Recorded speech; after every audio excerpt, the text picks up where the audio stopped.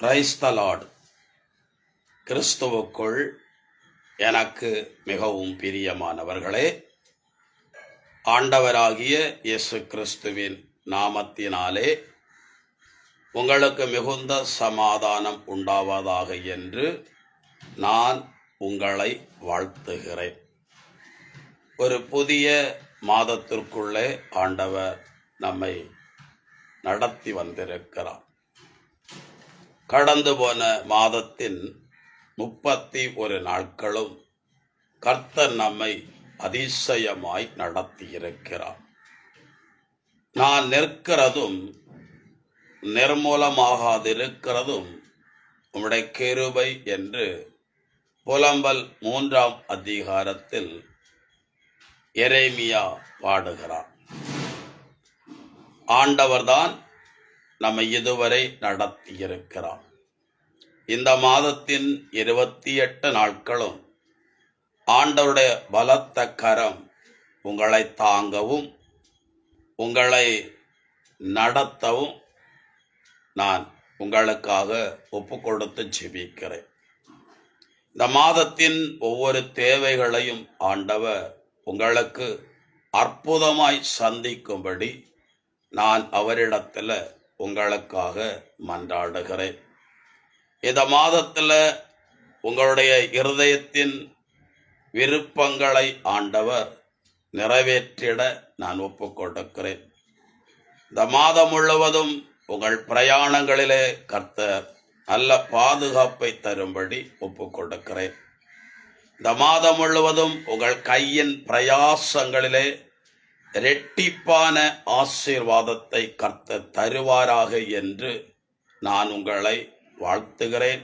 உங்கள் கையின் பிரயாசங்கள் ஆசீர்வதிக்கப்பட ஒப்பு கொடுக்கிறேன்.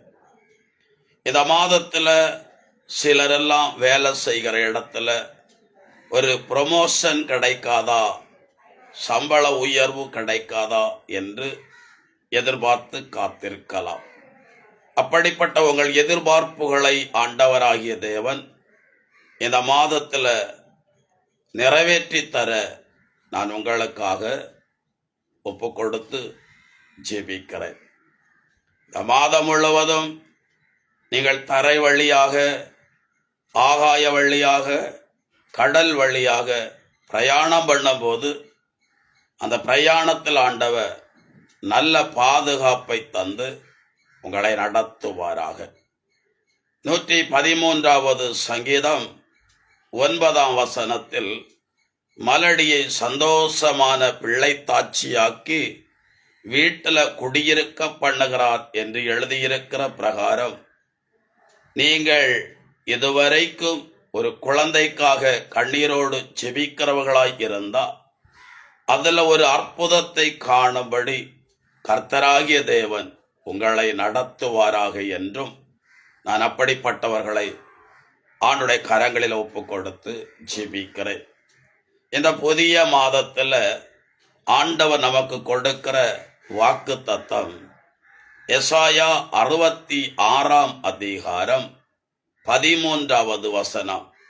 தாய் தன் பிள்ளையை தேற்றுவது போல நான் உங்களை தேற்றுவேன், நீங்கள் எருசலேமிலே தேற்றப்படுவீர்கள். அதாவது நீங்கள் இருக்கிற இடங்களில், நீங்க வேலை செய்கிற இடங்களில், நீங்க படிக்கிற இடங்களிலே, நீங்கள் தங்கி இருக்கிற வீடுகளிலே ஆண்டவர் உங்களை தேற்றுவதாக வாக்கு கொடுக்கிறார். ஆகவே இந்த மாதம் மிகுந்த ஒரு எதிர்பார்ப்போடும் மனமகிழ்ச்சியோடும் விசுவாசத்தோடும் கூட காணப்படுங்கள். எதிர்பாராத இடத்திலிருந்து, எதிர்பாராத நேரத்தில் நீங்கள் எதிர்பாராத ஒரு பெரிய ஆசீர்வாதத்தை, நன்மையை நீங்கள் பெற்றுக்கொள்வீர்கள். லூக்கா 10ஆம் அதிகாரத்தில் பிரியமானவர்களை நாம் அடிக்கடி கேட்கிற வாசிக்கிற ஒரு சம்பவம். எருசலேமிலிருந்து ஒருவன் எரிகோவுக்கு இறங்கி வந்தான். வருகிற வழியில அவன் கள்வர்களாலே பிரியமானவர்களை பாதிக்கப்பட்டான். அவன் உடைமைகளை பறித்து கொண்டார்கள். அவன் வஸ்திரத்தை உரிந்தெடுத்து கொண்டார்கள். அவனை காயப்படுத்தி விட்டு சென்று விட்டார்கள். இப்பொழுது அவனுக்கு ஆறுதல் தேவை. அவனுக்கு இப்பொழுது ஆதரவு தேவை. இப்பொழுது அவன் ஒரு பெரிய விடுதலையை எதிர்பார்த்து காத்திருக்கிறான். அவனால சொந்தமா சுயமா எதுவும் செய்ய முடியாத அளவுக்கு அவன் பாதிக்கப்பட்டிருக்கிறான். அவனுடைய பாதிப்பு சாதாரண பாதிப்பு அல்ல. பொருளாதாரத்தில் பாதிப்பு ஏற்பட்டிருக்கிறது. சரீரத்தில் அவனுக்கு பாதிப்பு ஏற்பட்டிருக்கிறது. மனதளவிலும் அவன் இப்பொழுது ஒரு பாதிப்பை பிரியமானவர்களை உணர்ந்து கொண்டிருக்கிறான்.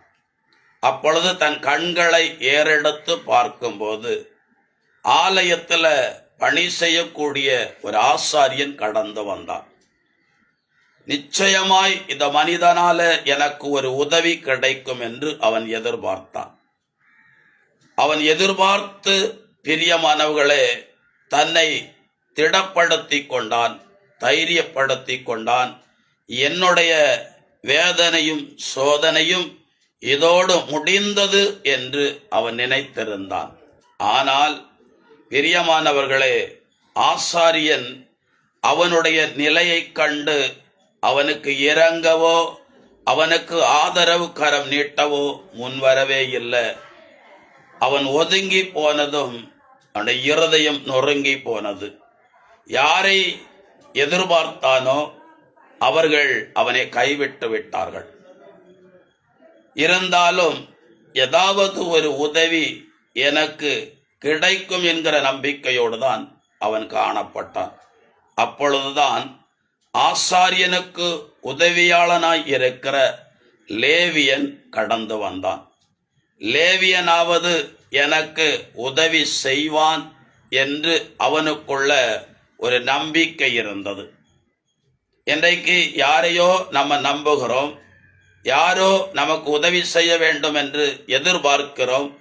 ஆனால் அவங்களோ இருதயங்களை கடினப்படுத்தி கொண்டு உங்களுக்கு உதவி செய்ய விரும்பாதவர்களாய் பிரியமானவர்களை ஒதுங்கி கொள்ளுகிறார்கள்.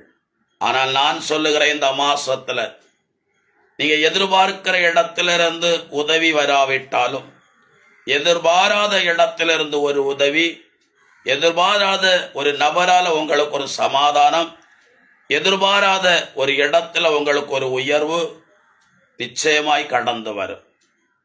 பிரியமானவர்களே, இரண்டாவது வந்த மனுஷனும் அவனுக்கு உதவி செய்ய மனமில்லாதவனாய் தூரமாய் கடந்து போனான் என்று எழுதப்பட்டிருக்கிறது.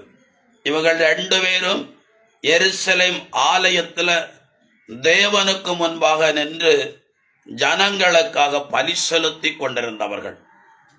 இந்த ஜனத்திற்கும் நமக்கும் நடுவில் நின்று ஜெபிக்கிற, திறப்பில் நின்று ஜெபிக்கிற ஒருவனை தேடினோம் என்று சொல்லி எசேக்கியேல் புஸ்தகத்தில் எழுதப்பட்டிருக்கிறது.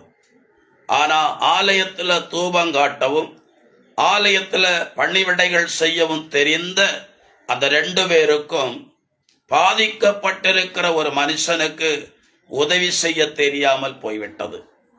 இன்றைக்கு நீங்கள் எதிர்பார்க்கிற மக்கள், எதிர்பார்க்கிறவர்கள் ஆண்டவரோடு ஐக்கியமாய் இருந்தாலும் கூட, ஆண்டவரோடு கூட அதிகமாய் நேரத்தை செலவு செய்யக்கூடியவர்களாக இருந்தாலும் கூட, உங்க காரியத்தில் உதவி செய்யாதபடி அவங்க இருதயம் கடினப்பட்டிருப்பதின் காரணம் என்னவென்று சொன்னால், ஆண்டவர் நாசியிலே சுவாசமுள்ள மனுஷனை நம்புவதை பார்க்கிலும் கர்த்தர் மேலே பற்றுதலாய் இருப்பது அவனுக்கு நல்லது என்று எழுதப்பட்டிருக்கிற பிரகாரம் நீங்கள் தேவனையே 100% நம்பவும், அதனால வனாந்தரத்தில் ஆண்டவர் ஆகாருக்கும் பிள்ளைக்கு ஒரு நீரூற்றை புறப்பட பண்ணினது போல அவர் உங்கள் காரியங்களிலே ஒரு புதிய காரியத்தை அற்புதமாய் செய்வார்.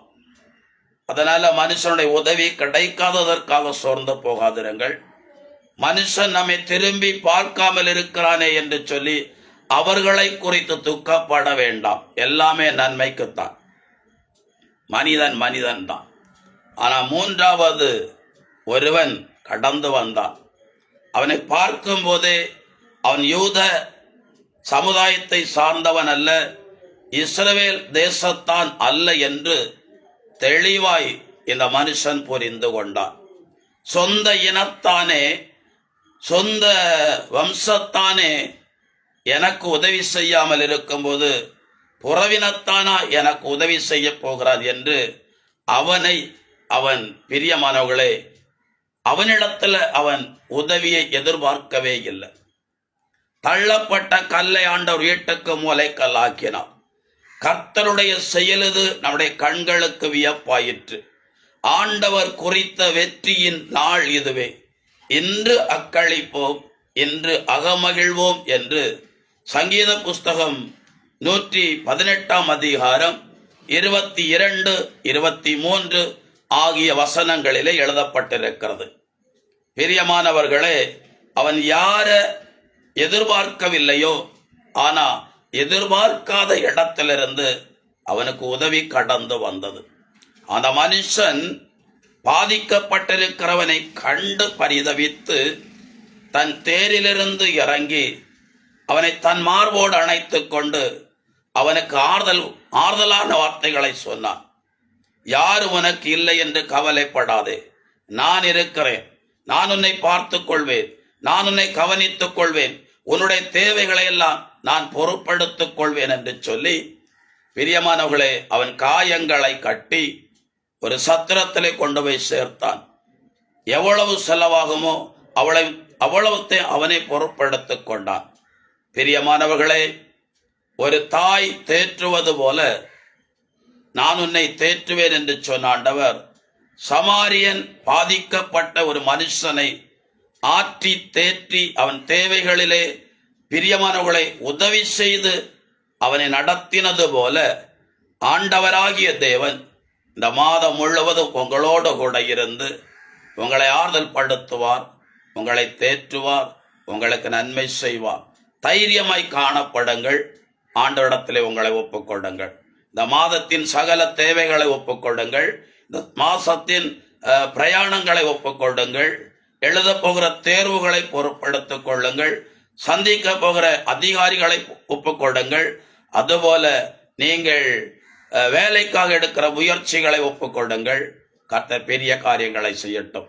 எங்களை அதிகமாய் நேசிக்கிற எங்கள் அன்பின் பரலோக பிதாவே, இந்த புதிய மாதத்திற்காக நான் உம்மை நன்றியோடு துதிக்கிறேன். ஆண்டவரே, நன்றியோடு நான் உம்மை துதிக்கிறேன், ஸ்தோத்தரிக்கிறேன். இந்த மாதத்தின் 28 நாட்களும் இவர்களை கண்மணி போல காத்து கொள்ளுவீராக. பிரயாணங்களில் நம்முடைய கரம் இவர்களோடு கூட இருப்பதாக. இந்த மாதத்தின் ஒவ்வொரு தேவைகளையும் ஆண்டவர் அற்புதமாய் சந்திப்பீராக. புதிய காரியங்களையும் பெரிய காரியங்களையும் செய்து இவர்களை மகிழ பண்ணுவீராக.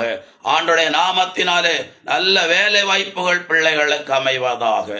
குழந்தை பாக்கியம் உண்டாவதாக என்று ஒப்புக்கொடுக்கிறோம். வீடு வாசல்கள் சொந்தமாய் அமைவதாக என்று ஒப்புக்கொடுத்து ஜெபிக்கிறோம். ஐயா, உங்க ஆணி பாய்ந்த கரம் இந்த குடும்பங்களை எல்லாம் தாங்கும்படி நான் இயேசு கிறிஸ்துவின் பெயராலே ஒப்புக்கொடுத்து ஜெபிக்கிறேன்.